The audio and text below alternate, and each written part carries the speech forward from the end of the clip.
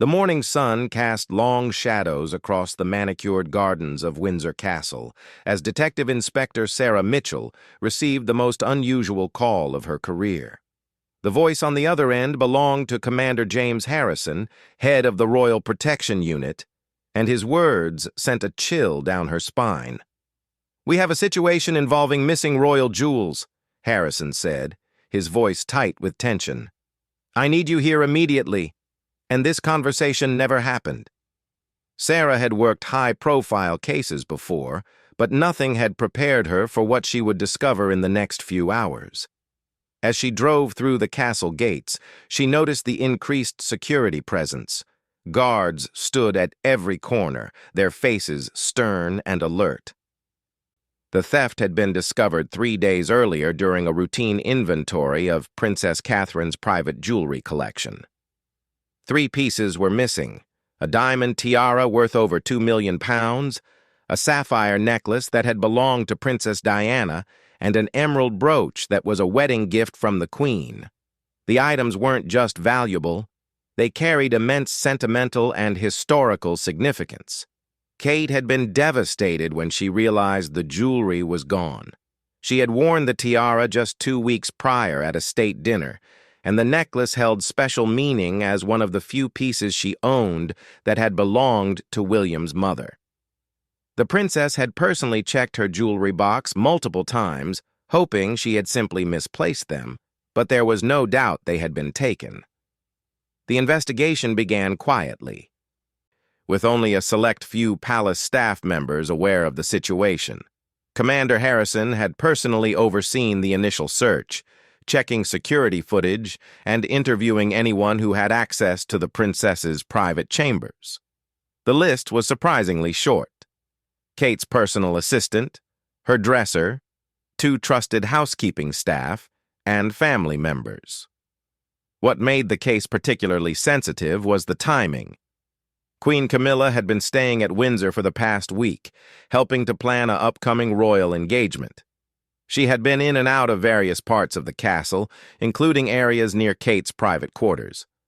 Several staff members had mentioned seeing her in the corridors on the day the jewelry was last confirmed to be in its place. Sarah's first task was to interview the staff discreetly. She spoke with Maria Santos, Kate's personal dresser, who had worked for the royal family for over 15 years. Maria was clearly upset about the situation and adamant that she had seen the jewelry in its proper place just days before it went missing. "I help the princess organize her jewelry every week," Maria explained, wringing her hands nervously. "Those pieces were definitely there on Tuesday morning when I helped her choose accessories for her charity event. The tiara was in its special case and the necklace was in the blue velvet box where it always stays." The housekeeping staff told similar stories. They had all been thoroughly vetted and had worked in the royal household for years without any incidents. None of them had any reason to steal from the family they served loyally, and their financial backgrounds showed no signs of desperation that might drive someone to theft. As Sarah continued her investigation, she began to piece together a timeline. The jewelry had last been seen on Tuesday morning, and by Friday afternoon, Kate had discovered it missing.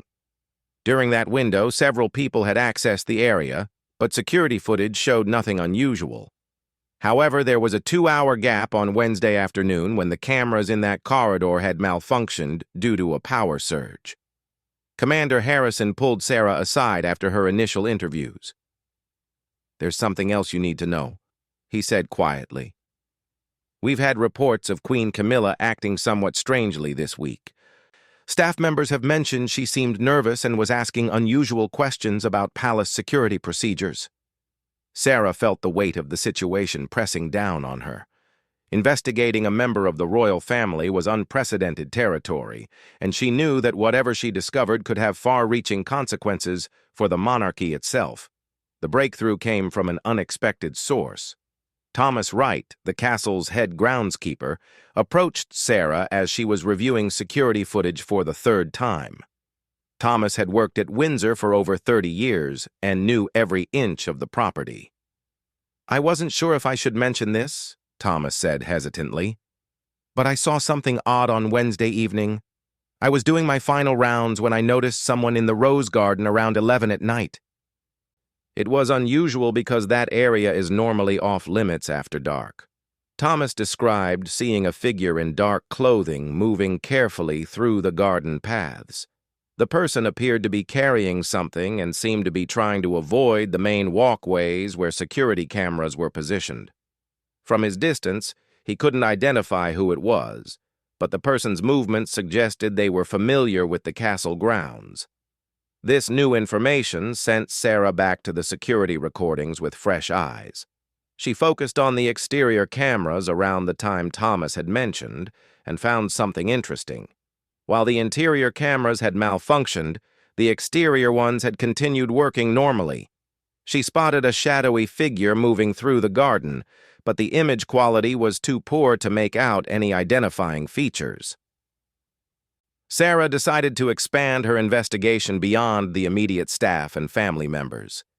She began looking into anyone who had been on the castle grounds during the relevant time period, including delivery personnel, maintenance workers, and visiting officials. It was during this expanded search that she made a connection that would change everything. Queen Camilla's grandson, Marcus Parker Bowles, had been visiting that week.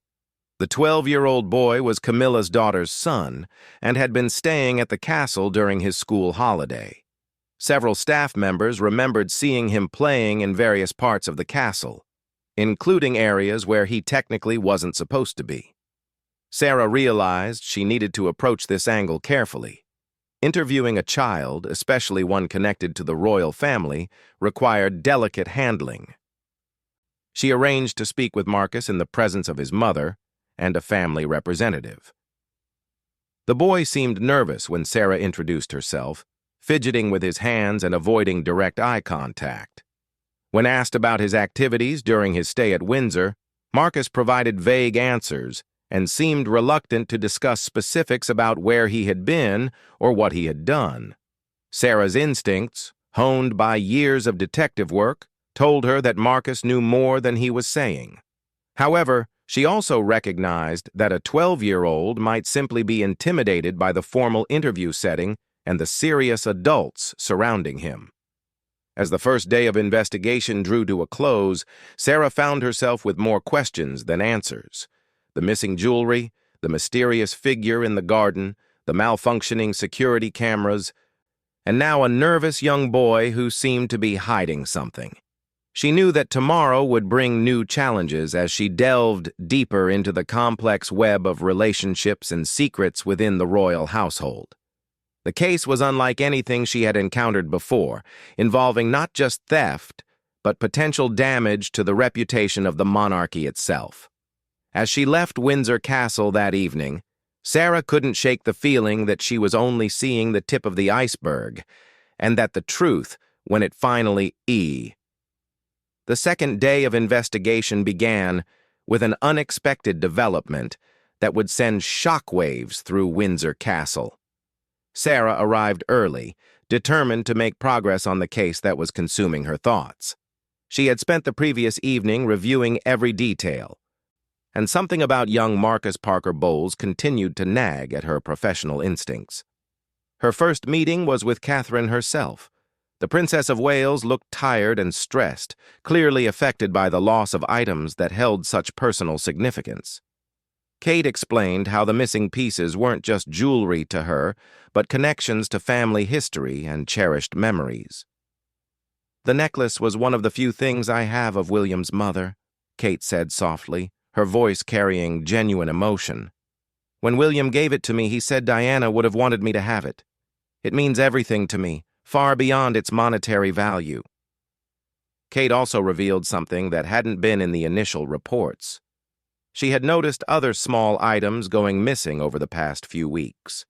A silver letter opener from her desk, a small crystal figurine from her sitting room, and a gold pen that had been a gift from her children.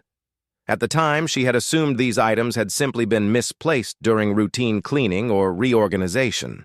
This pattern suggested the thefts weren't random or opportunistic, but part of a deliberate scheme that had been building over time. Sarah realized she was dealing with someone who had regular access to the princess's private areas and who had been gradually escalating their criminal behavior. After speaking with Kate, Sarah decided it was time to have a more thorough conversation with Queen Camilla.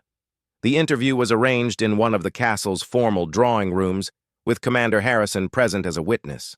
Camilla appeared composed, but Sarah noticed subtle signs of tension, the slight tremor in her hands, the way she kept adjusting her jewelry, and how she seemed to choose her words very carefully. When asked about her movements during the week, Camilla provided detailed accounts that seemed almost too precise. She had documentation for most of her activities and could name specific staff members who had seen her at various times. However, when Sarah asked about Wednesday evening around the time the groundskeeper had seen the mysterious figure, Camilla became noticeably uncomfortable. "I retired early that evening," Camilla said, her voice steady but her eyes not meeting Sarah's gaze. "I was tired from the day's activities and wanted to rest before the next day's engagements. I'm sure my lady-in-waiting can confirm the time I went to my quarters." Sarah made note of the response, but decided to pursue a different line of questioning. She asked about Camilla's relationship with her grandson and whether she had spent much time with Marcus during his visit. Camilla's demeanor brightened noticeably when discussing the boy, and her affection for him was clearly genuine. "Marcus is a wonderful child," Camilla said warmly. "He's curious about everything and loves exploring the castle. I've been showing him some of the historical rooms and telling him stories about the royal collection. He's particularly fascinated by the jewelry and artifacts." This comment caught Sarah's attention. A young boy fascinated by valuable jewelry, with access to areas where thefts had occurred, and a grandmother who clearly adored him. Sarah began to form a theory, but she needed more evidence before she could act on her suspicions. Her next step was to conduct a more thorough search of the areas where Marcus had been staying. With the family's permission and a warrant that Commander Harrison had quietly obtained, Sarah and her team carefully examined the boy's room and belongings. They found nothing suspicious in his personal items, but Sarah noticed that Marcus seemed increasingly anxious as the search progressed. The breakthrough came from an unexpected source. Janet Morrison, one of the senior housekeeping staff, approached Sarah with information she had been reluctant to share earlier. Janet had seen something on Thursday morning that she hadn't thought was significant until now. "I was cleaning the main corridor when I saw young Marcus coming out of a room he shouldn't have been in," Janet explained nervously. "It was one of the storage areas where we keep extra linens and supplies.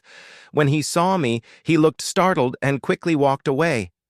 I didn't think much of it at the time because children do wander into places they shouldn't. But now I'm wondering if it was important." Sarah immediately requested access to the storage room Janet had mentioned. It was located in a part of the castle that wasn't regularly monitored by security cameras, making it an ideal hiding place for stolen items. The room was filled with shelves of linens, cleaning supplies, and various household items that weren't in regular use. As Sarah and her team methodically searched the room, they found something that made her heart race. Hidden behind a stack of old tablecloths, wrapped carefully in a pillowcase, were two of the three missing pieces: the sapphire necklace and the emerald brooch. The diamond tiara was nowhere to be found, but the discovery of these items confirmed that the theft was indeed an inside job. The location of the jewelry raised serious questions about who had access to this particular storage room and who would know it wasn't regularly monitored. Sarah's list of suspects had just narrowed considerably, and Marcus Parker Bowles had moved to the top of it. However, Sarah faced a delicate situation. Arresting a 12-year-old grandson of the Queen Consort for theft would create an unprecedented scandal for the royal family. She needed to handle the situation with extreme care while still pursuing justice for the crimes that had been committed. Before taking any action regarding Marcus, Sarah decided to confront Queen Camilla with the discovery of the hidden jewelry. She arranged another interview, this time in a more private setting with fewer witnesses present. Camilla's reaction when shown the recovered pieces was telling. She appeared genuinely shocked and distressed, but not entirely surprised. "I don't understand how this could have happened," Camilla said, her voice shaking slightly. "Those pieces belong to Catherine. How did they end up in that storage room?" Sarah watched Camilla's body language carefully as she explained where the jewelry had been found and how the location suggested someone with intimate knowledge of the castle's layout. She also mentioned that the hiding spot was in an area that Marcus had been seen accessing inappropriately. Camilla's face went pale, and for a moment, she seemed to struggle with what to say. Finally, she spoke in barely a whisper. "You think Marcus took them?" The question hung in the air between them, laden with implications that went far beyond a simple theft case. Sarah realized she was witnessing a grandmother's worst nightmare, the possibility that a beloved grandchild was involved in criminal behavior that could disgrace the entire family. "I need to speak with Marcus again," Sarah said gently but firmly. "And this time, I need complete honesty from everyone involved. The royal family's reputation depends on handling this situation properly, but justice also needs to be served." Camilla nodded slowly, her composure finally beginning to crack. "If Marcus has done something wrong, we need to know. But please, he's just a child. Whatever happened, I'm sure there's an explanation." As Sarah prepared for what would likely be the most difficult interview of her career, she couldn't help but feel sympathy for everyone involved. A young boy's poor choices were about to have consequences that would ripple through one of the world's most famous families, and she was the one who would have to uncover the truth, no matter how painful it might be. The discovery of the hidden jewelry had answered some questions, but raised many others. Where was the missing tiara? How long had this been going on? And most importantly, what role, if any, had other family members played in either the crimes or their cover-up? Sarah knew that the next few hours would determine not just the outcome of her investigation, but potentially the future of several people's lives. The truth finally emerged in the most dramatic fashion possible, turning what had begun as a theft investigation into a family crisis that would test the very foundations of royal protocol. Sarah's final interview with Marcus Parker Bowles took place in a comfortable sitting room, with his mother present and Queen Camilla waiting anxiously in an adjacent chamber. Marcus had clearly been under enormous stress since the investigation began. The 12-year-old's usual cheerful demeanor had been replaced by nervous fidgeting and an inability to maintain eye contact with the adults around him. Sarah knew she needed to approach this conversation with extreme sensitivity while still getting to the truth. "Marcus, I want you to know that you're not in trouble right now," Sarah began gently. "I just need to understand what happened this week. Can you tell me about your visits to different parts of the castle?" The boy's response was barely audible. "I like exploring.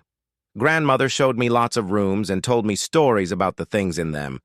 She said the jewelry was beautiful and had belonged to important people throughout history." Sarah exchanged glances with Marcus's mother before continuing.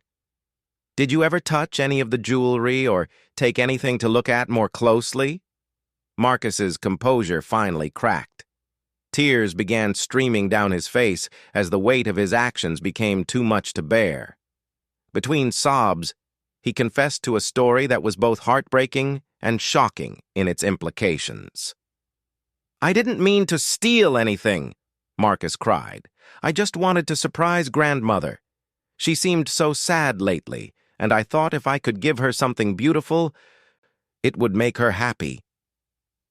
The full story slowly emerged through Marcus's tearful confession. He had been taking small items from around the castle for weeks, not understanding their true value or the seriousness of his actions. In his young mind, he was collecting presents for his beloved grandmother, who he perceived as being unhappy about negative press coverage she had been receiving. The silver letter opener, crystal figurine, and gold pen had all been gifts he had already given to Camilla, presenting them to her as treasures he had found during his explorations. Camilla had accepted them graciously, not realizing they had been stolen from Kate's private collections. The jewelry theft had been Marcus's most ambitious attempt to cheer up his grandmother. He had seen the pieces when Camilla had shown him Kate's private quarters during an impromptu tour, and he had become fixated on how happy his grandmother would be to receive such beautiful gifts. On Wednesday night, Marcus had snuck out of his room and carefully made his way to Kate's chambers. He had taken the 3 pieces of jewelry, planning to present them to Camilla the next morning. However, when he overheard palace staff discussing the discovery of missing items, he became frightened and hid the necklace and brooch in the storage room, keeping only the tiara. "Where is the tiara now, Marcus?" Sarah asked gently, though she suspected she already knew the answer. Marcus looked toward the door where his grandmother was waiting. "I gave it to grandmother yesterday morning. I told her I found it in the garden and thought she would look beautiful wearing it." The revelation sent shockwaves through everyone present. Queen Camilla had received and accepted a stolen tiara worth over £2 million, given to her by her grandson who had presented it as an innocent gift. The implications were staggering for everyone involved. Sarah immediately called for Queen Camilla to join them. When Camilla entered the room and saw Marcus's tear-stained face, she seemed to understand that everything had been revealed. Her own composure finally broke as she realized the full scope of what had happened. "Oh, Marcus," Camilla whispered, sinking into a chair beside her grandson. "What have we done?" Camilla's own confession followed, revealing the tragic misunderstandings that had led to this crisis. She explained that she had indeed received various small gifts from Marcus over the past few weeks, but she had assumed they were items he had been given permission to take or that had been designated as gifts from other family members. When Marcus had presented her with the diamond tiara, claiming he had found it in the garden, Camilla had been suspicious. She knew such a valuable piece wouldn't simply be left lying around. However, her love for her grandson and her desire not to upset him had led her to accept the story while privately planning to investigate further. "I was going to speak with Catherine about it today," Camilla said, her voice heavy with regret. "I knew something wasn't right, but I didn't want to accuse Marcus of lying without being certain. I thought perhaps there was some explanation I wasn't understanding." The tiara was retrieved from Camilla's private quarters, where she had stored it safely while deciding how to handle the situation. Its recovery meant that all the stolen jewelry had been found, but the discovery had created a new set of problems that went far beyond simple theft. Commander Harrison faced an unprecedented situation. He had a confession from a 12-year-old boy who had committed multiple thefts within the royal household, and a queen consort who had unknowingly received stolen goods. The legal implications were complex enough, but the potential damage to the royal family's reputation was even more concerning. Sarah found herself in the position of having to make recommendations that would affect not just the immediate family members involved, but the monarchy itself. After consulting with senior officials and legal experts, a plan was developed that would address the crimes while minimizing public scandal. Marcus would undergo counseling to help him understand the seriousness of his actions and to ensure he received appropriate guidance for his future behavior. Given his age and the circumstances of the thefts, criminal charges were deemed inappropriate, but the incident would be thoroughly documented and monitored. Queen Camilla faced a more serious situation. While she had not intentionally received stolen goods, her failure to immediately report her suspicions about the tiara's origins had complicated matters significantly. She would need to make a formal statement acknowledging her mistakes and outlining steps to prevent similar incidents in the future. The most delicate aspect of the resolution involved managing the public narrative. The royal family's communications team worked frantically to develop a strategy that would acknowledge the incident without creating a major scandal. They decided to frame the situation as a private family matter that had been resolved internally, with appropriate measures taken to prevent future occurrences. Catherine's response to the revelation surprised everyone involved. Rather than demanding harsh punishment, she expressed sympathy for both Marcus and Camilla, recognizing that the situation had been driven by a child's misguided love for his grandmother rather than malicious intent. "Family is more important than jewelry," Kate said during a private meeting with all parties involved. "What matters is that we learn from this and make sure Marcus understands why his actions were wrong. We also need to ensure that something like this never happens again." The incident led to significant changes in palace security protocols and family access procedures. New guidelines were established for supervising young visitors, and additional safeguards were put in place to protect valuable items throughout the royal residences. For Marcus, the experience served as a harsh lesson in the consequences of poor choices, even when motivated by love. The counseling sessions helped him understand concepts of property, permission, and appropriate ways to show affection for family members. Queen Camilla's reputation suffered some damage from the incident, particularly when limited details eventually became public through palace sources. However, her handling of the aftermath, including her cooperation with the investigation and her efforts to make amends, helped mitigate some of the negative impact. The case officially closed 3 weeks after it began, but its effects continued to ripple through the royal household for months afterward. Sarah Mitchell returned to her regular duties with a unique perspective on the challenges facing even the most privileged families when children's actions intersect with adult responsibilities and public scrutiny. The stolen jewelry was returned to its rightful place in Catherine's collection, but the incident had changed its meaning for everyone involved. The pieces now carried the weight of a family crisis that had tested loyalties, revealed vulnerabilities, and ultimately demonstrated that even royal families must navigate the complex challenges of love, responsibility, and consequences. As for Marcus Parker Bowles, he grew from the experience in ways that would serve him well throughout his life.